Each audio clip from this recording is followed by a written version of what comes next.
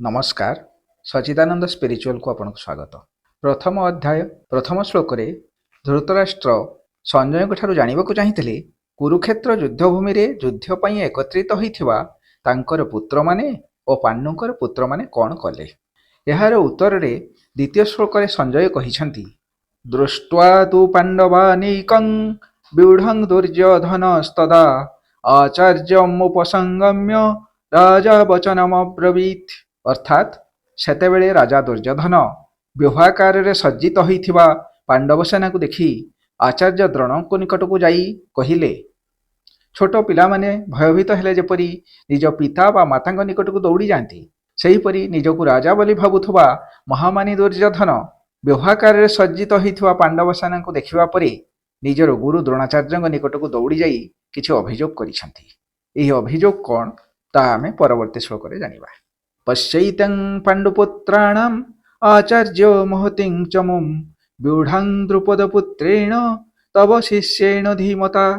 हे आचार्य, आपणकर बुद्धिमान शिष्य द्रुपदपुत्र द्वारा व्यूहाकार सज्जित पाण्डुपुत्र मानकर ही विशाल सेना को देखंतु।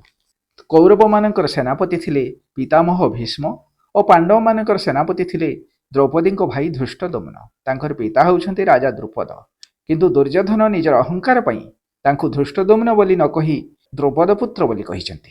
तांक निजर सेनाबाहिनी पांडव सेनाबाहिनी ठारू यथेष्ट बड़ होइथिले मध्य से किपरि पांडव सेना को देखि ईर्ष्यारे जळुछंती ताहा एई श्लोकरू जणा पडुछि। धृष्टद्युम्न जेपरि द्रोणंकर शिष्य थिले दुर्योधन मध्य सेहीपरि तांकर शिष्य थिले, अथच जड़े स्वार्थपर और ईर्षाकातर मनुष्य परी से धृष्टद्युम्न को द्रोणंकर बुद्धिमान शिष्य बोली कहिसंती। एहा द्वारा से केवल धृष्टद्युम्न को व्यंग करि नाहांती, बरं युद्धभूमि रे तांको पई युद्ध करिबाकु आसिथिबा निजर गुरु द्रोणाचार्य को मध्य से अपमानित करिसंती। एहा परे से पांडव सेनांकर एक तालिका प्रस्तुत करी परवर्ती तीनोटी श्लोक रे कहुछंती अत्र शूरा महेश्वासा भीमार्जुन समाजुधि युयुधान विराटश्च द्रुपदश्च महारथ। अर्थात एही सेनारे महान धनुर्धारी सुरवीर माने अछंती जो माने कि युद्ध रे भीम अर्जुन को समकक्ष अटंती, जेपरि कि युयुधान विराट एवं महारथी राजा द्रुपद अछंती।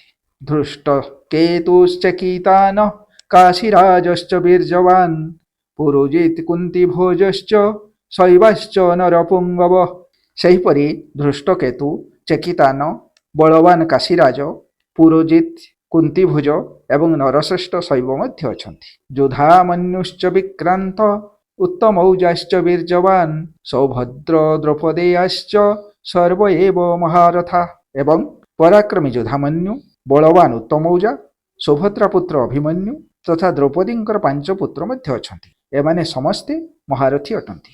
पांडव सेना विषय वर्णना करिबा परे एबे निज सेनाबाहिनी वर्णना करी दुर्योधन कहउचंती अस्माकं तु विशिष्टाजे तान्निबोध द्विजतम नायका मम सैन्यस्य संज्ञार्थं तान् ब्रवीमिते। अर्थात हे ब्राह्मण श्रेष्ठ, एबे आम पक्षरे जो मुख्य योद्धा माने अछंती सेमानकु मध्य आपण जानती। मो सेनारे जो सेना नायक माने अछंती आपणको जानिबा पई मु सेमानक नाम कहूछि। भवान् भीष्मश्च कर्णश्च कृपश्च समितिञ्जय अश्वस्थामा विकर्णश्च सौमदत्ती तथैव च। अर्थात आपण अछंती, पितामह भीष्म अछंती, कर्ण अछंती, संग्राम विजयी कृपाचार्य अछंती तथा अश्वस्थमा विकर्ण समदत्तଙ୍କ पुत्र भूरिश्रवा मध्य अछंती।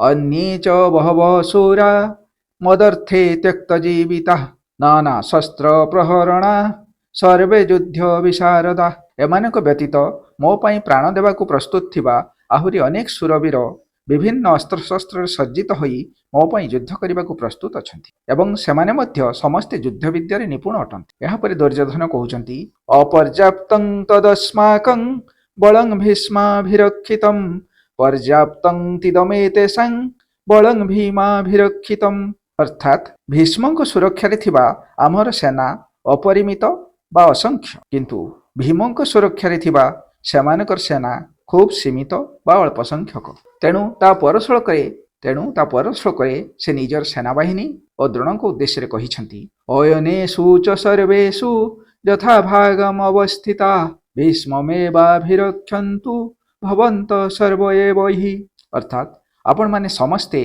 निज निज स्थान रे रही पितामह भीष्म को सबु दिगरु रक्षा करंतु कारण दुर्योधन जानिछंती तांकर सेनापति भीष्म सुरक्षित रहिले तांक सेनार पराजय हेब नाही तेणु से भीष्म को सुरक्षा देबा पई समस्त कहिछंती। आज पई एतिकी वीडियो भल लागुथिले लाइक और शेयर करी कमेंट बॉक्स रे निजर मतामत जणांतु तथा संपूर्ण गीता सुनिबा पई चैनल को सब्सक्राइब करंतु। जय जगन्नाथ।